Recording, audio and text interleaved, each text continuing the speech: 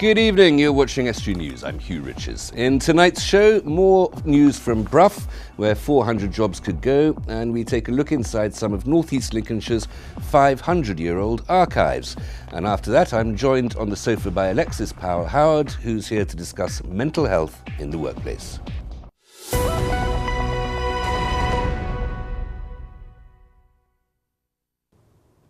More MPs have sought to protect jobs at British Airways Systems in Brough. It was announced yesterday that 400 jobs could go at the site in the East Riding village without significantly more orders for the Hawk jet that's built there. Louth and Horncastle's MP, Victoria Atkins, says that BAE employees help maintain the Typhoon jets that fly from RAF Coningsby, and that some of her constituents also commute to Brough for highly skilled jobs. The Secretary of State for Brexit, David Davis, is MP for Holton Price and Howden, the constituency that covers the site. He called the news disappointing, regrettable, and said that the company has a responsibility to the community. The Union Unite called the planned job cuts a betrayal of a loyal workforce and devastatingly short-sighted. An inquest will not be held into the death of a baby who was dumped in a drain by his mother on Scartho Road. Earlier this month, Sinead Connaught was jailed for a year for dumping her baby in the drain outside her parents' home and concealing the death. Connaught had maintained that the baby was stillborn. However, scientists have been unable to ascertain the manner of death. The future of the Louth cattle market will be decided tonight. All the East Lindsey district councillors will take part in a meeting to determine the market's future. The council held a public consultation back in July when 84% of people voted to end the sale. The market's future now lies in the hands of the 55 councillors. And councillors are meeting today to discuss cutting a popular Grimsby bus route used by thousands of workers each year. The number 1 bus between Grimsby Town Centre and Europark could be reduced to an hourly service during the week in plans from North East Lincolnshire Council. Saturday services could end altogether. Other options for discussion are cutting the council's full subsidy for the service, which could further reduce the number of buses on the route, or leaving the existing service as it is, which the council says is very expensive. Humberside Police are appealing for help to find a missing man. Adrian Stazak was last seen at Hull Fair on October the 9th at 3 in the afternoon. Stazak is described as white, of medium build and 5 foot 9 inches tall, with mid-length brown hair. He was last seen wearing a grey tracksuit and black trainers. Anyone who's seen him or has any information about him is asked to call 101, quoting log number 590 of the date 10/10/17. 8 weeks of carriageway repairs are set to cause disruption to Hessel High Road. 3 phases of work will take place between Priory Grove and Tilbury Road, starting on Monday. The first phase, which will last a month, will close the westbound carriageway between Priory Grove and Pickering Road with a diversion via Askew Avenue. North East Lincolnshire Council is set to renew its traffic light system. 6 options have been offered to councillors to review all 38 traffic lighted junctions. The cheapest option could cost £55,000 and would involve a brief overview of priority junctions.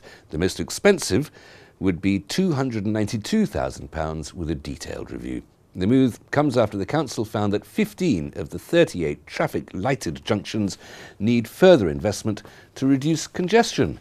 Should that be traffic-lit or traffic-lighted?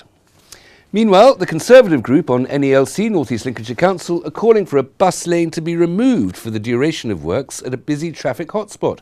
Councillor Philip Jackson wants the Scartho Road bus lane to be scrapped while work is carried out at Tollbar Roundabout in Waltham. The work is expected to take 8 months at the site beside the Tollbar Academy. Hundreds of its students cross the busy junction each day. Councillor Jackson believes the roads through Waltham won't cope as traffic is diverted.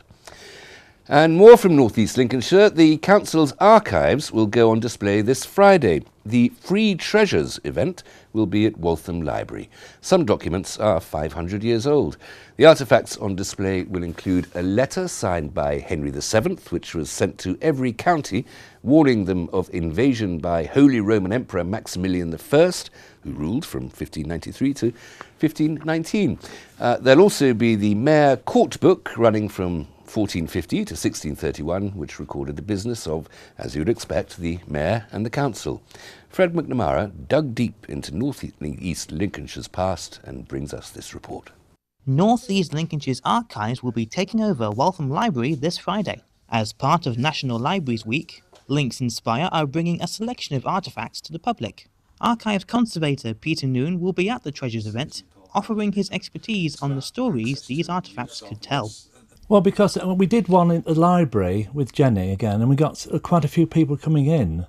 So I asked Jenny, can we do it again? And she's at Waltham, and I'm hopefully wanting to do it again so we can get, tell people of Grimsby what the treasures they've got in the archives, which otherwise they wouldn't know about. Well, I'm working in with these materials and items. Obviously, I love the job, and I think a lot of Grimsby don't even know exist here, which is such a pity. And we've got a better borough collection than Lincoln, which survived, and I just wanted to get it out there so people can see, wow, what a wealth of information and treasure we've got at the archives. Well, a lot of them think it survived, and they thought, and they look at the date, they think, amazing it's lasted this long, and parchment, especially the Mayor's book, which I think is amazing on handmade paper, survived all this time, and also the charter. And they're amazed with that. Pity it didn't have the seal on, but no, again, nothing we can do about that. Well, I think it just lets people know what we've got, and it seems smile and be amazed what we do hold in the archives in Grimsby. We don't often mention the Holy Roman Empire on Estuary News. We don't do it enough. Plans for the development of a new police custody suite in Grimsby have been approved. The development on Birchin Way in the town has been approved by North East Lincolnshire Council. The new facility will consist of a 36-cell custody suite, a property store and ancillary office for around 170 staff. Work is expected to start in November, and the site will become operational in early 2019, when it will replace outdated custody facilities in Scunthorpe and Grimsby police stations.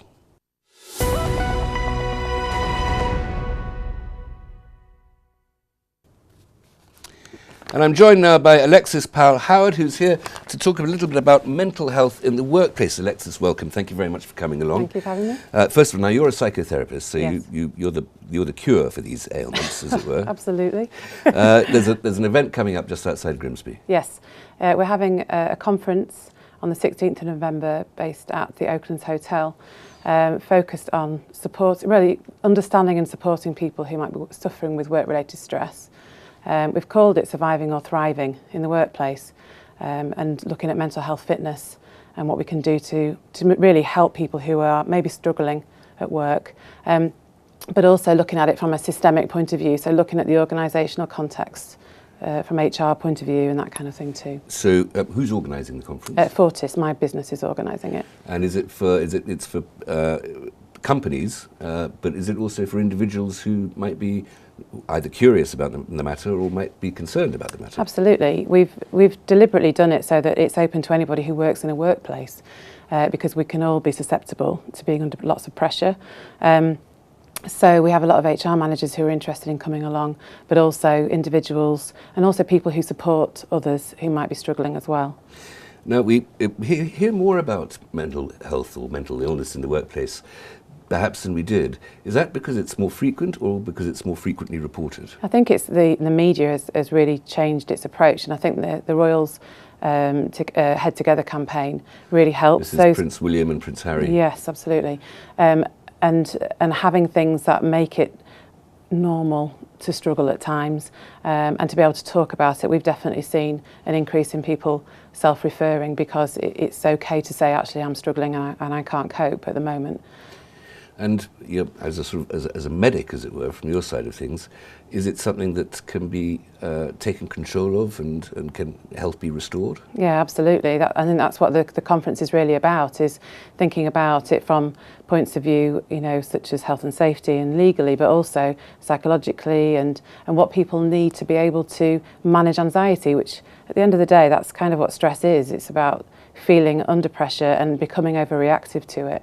Is there a danger? We'll talk about the more specifics in the second half and the sort of implications for employers and employees, causes and effects. But is there a possibility that mental health issues can be diagnosed as having been caused in the workplace when in fact those issues were going to occur anyway? That there are outside factors, or more importantly, internal factors that made those people susceptible to those problems. And they happen to be at work at the time, but the work isn't the cause. Often people are signed off with work-related anxiety or those kinds of symptoms, but actually if there's things going on at home or internally, then it does come out at work, because that's somewhere that you have to hold that professionalism and contain how you're feeling, and that can become really difficult to do if everything else isn't feeling okay. So you're battling away at work, trying to pretend to be stark raving sane, to steal a phrase from Tom Stoppard, yes. And the pressure of trying to hide what you're enduring is almost as bad as what you're enduring itself. Yes, exactly, and feeling that you're on your own with it, that nobody else feels like this, everybody else is normal, and they're going about their everyday business, and nobody can relate to how you feel. Well, that raises the tricky question of what is sanity, doesn't it, apart from anything else? Maybe we'll come on to that in the second half. Alexis, please don't go away. Okay. Join me after the break. Dan will bring us a roundup of the latest sports news, and we'll be discussing all the fun of the fair with the children of Christopher Pickering School.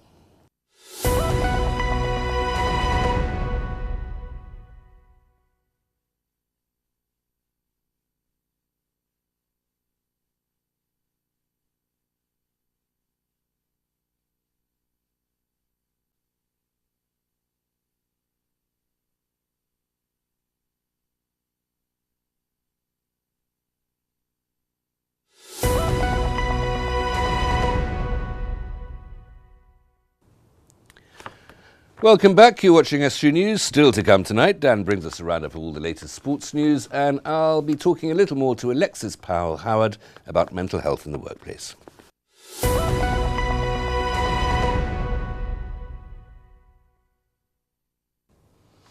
Two North Lincolnshire towns are to come under a new public space protection order. North Lincolnshire Council has been given the powers to support vulnerable people and to target those who continue to be a nuisance in Scunthorpe and Barton. The order prohibits anybody from handling more than 4 dogs in public, and it also excludes dogs from enclosed playing areas. It requires people drinking in public areas to surrender their alcohol to authorised personnel such as police officers or council officers. It comes after a 6-week public consultation. Patients needing to monitor the electrical activity in their heart now benefit from a new machine brought with charitable donations. Northern Lincolnshire and Goole NHS Foundation Trust's official charity, the Health Tree Foundation, has spent £3,000 on a new electrocardiogram, an ECG, for Grimsby Hospital's Coronary Daycare Centre. It's used to measure electrical activity of the heart to show whether it's working normally and record the heart's rhythm. SAS hero Chris Ryan is coming to Beverley. He's worked in the war zones of the Middle East, Central Africa and Northern Ireland, and he'll be giving a talk on his activities at the town's Parkway Cinema. In 2016, his family was targeted by a terrorist cell. His book, simply called Safe, analyses some of the recent terrorist incidents, such as the ones in London Bridge and Manchester Arena, as well as discussing personal security. The talk is part of the Lit Up Festival. Now, it's time for some big questions for little people, this time from the children of Christopher Pickering School in Hessel, discussing going to Hull Fair. I've been, I think, about 2 or 3 times. And I like it that we can go on all the rides, and at night time there's loads of lights and stuff.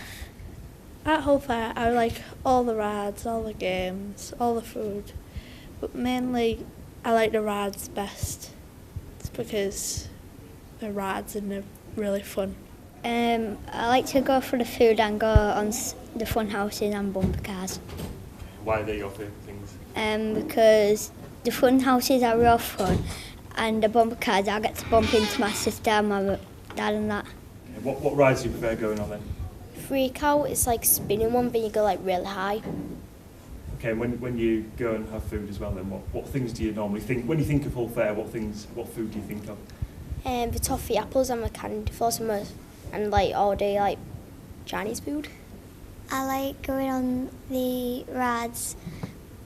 I like the ghost train, and I like the candy floss as well. Okay, tell us about what are your other favourite memories? Things like smells of Hull Fair and different things you can eat. We always go to Bob Carver's because it's really nice. Some of my favourite stalls are where you've got to like try and like win something, like where you've got to like knock the tins down. And then my favourite ride is this twister, but it goes round real fast. 4 times, been to the Hull Fair about 4 times. Okay, what are your favourite things to do when you're there? Like go like hook a duck or win prizes. It's all the rides and the carnivals and everything there. It interests me in what the food looks like and how it tastes. Okay, tell me about some of the rides that you like to go on then. I like to go on the Black Pearl. It's basically a pirate ship that spins round. And we can only hope the pupils of Christopher Pickering enjoyed their trip to the fair yesterday.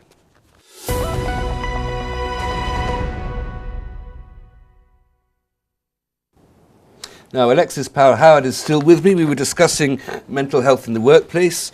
I beg your pardon, a little bit of physical health here. It would be nice, I feel like the Prime Minister last week. What would be the specific causes that would help to harm, to hinder somebody's mental health in, say, working in an office? What the research tells us is that the deadlines that we have to work to, being under lots of pressure to perform, also social phones and being accessible a lot of So you can never escape. No, you never can switch off. So combine all of those with some of the pressured jobs that people have and the high expectations they might have of themselves, as well as what the organisation may feel for them as well. It can mean that people feel that they never quite get to where they'd like to be. Why can't we just relax? It sounds like a plan to me. It sounds like a very good idea. There are also various implications for employers and employees. First of all, I suppose legal. There are obligations, in any contract there are obligations both ways, but employers do have certain obligations here. Yes, they do. And what we tend to find is that when somebody gets signed off from work, is that employers aren't sure what to do and may not contact employees, might not keep in touch with them. And actually what they need to do is keep in touch with people, and not to pressurise them to come back to work, but just to kind of make sure that they keep that communication open so that people feel that that's still there, they're not isolated. And there are bound to be financial issues as well. I mean, one of the reasons that you are in anxiety is because you want to keep your source of income, and your source of income is giving you the anxiety. Yes, and what we do tend to find is that when people have a structure at work, a policy where their pay reduces over a period of time, and they're not better yet, not well enough to go back to work yet, obviously that puts untold pressure because financially they need to be earning money, but at the same time they're not well enough to be in work. These illness, I don't want to use the word disease, I don't think that's quite the accurate word, is it? No. Disorder, would that be better? I think it's probably just struggles, really. Struggles. It's probably better. Okay, yeah. which is common to everybody. Though, Yeah, absolutely. It is going to manifest itself occasionally in tantrums. I speak as I'm an exceptionally calm person, but I have so often wanted to put a boot through the printer. Yes. Is that common? Yes, and I think if those things, we all have that, I can relate, but it's when the strain that people are under goes on for a prolonged period. So we want people to be in what's called the stretch zone, where their performance increases and they feel enthusiastic and motivated by what they're doing, but as soon as they start to go into strain or panic, and they're managing that all the time, then that's when we start to see the problems. So you want to be sort of tested and achieve something, but not tested beyond endurance. Well, and tested and enjoy it and feel you get that, absolutely, that achievement and sense of job satisfaction. Just give us the details again of where this conference is and how people can get in touch if they want to come. The conference is being held at the Oaklands Hotel at the end of the A46. Outside Grimsby? Outside Grimsby on the 16th of November. And if people want to get in touch, they can either get in touch with us via the Facebook page that we have, which is Fortis Therapy and Training, or they can email us or go onto the website, and there's a conference page there. Alexis, thank you very much. Hope it's a very successful time. Thank you. Talking of madness, here's Dan with all the sport.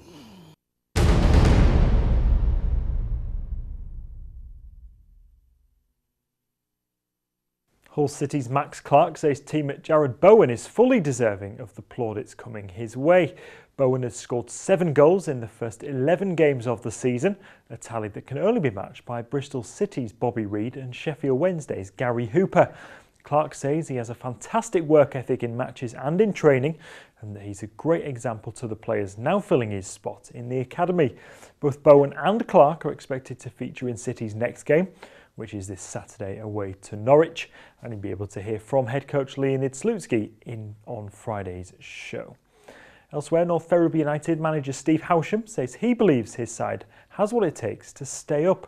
The Villagers have 6 points so far this campaign and already sit 6 points adrift of safety, but Howsham thinks last Saturday's 1-1 draw with FC United of Manchester in the National League North stands them in good stead. Howsham says they've been performing better in recent weeks and that his side are now creating more chances. Rugby now, and 3 Hull Kingston Rovers players have today been called up to Scotland's Rugby League World Cup squad.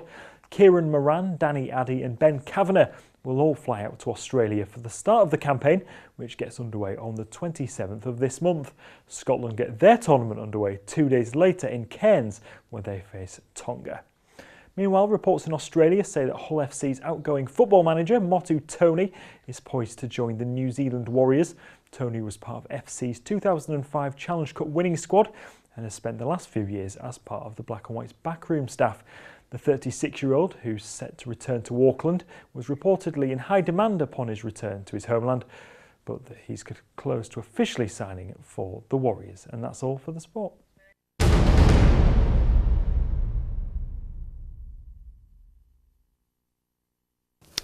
Thank you very much, Dan, and my thanks to Alexis Powell-Howard. Thanks very much, Alexis.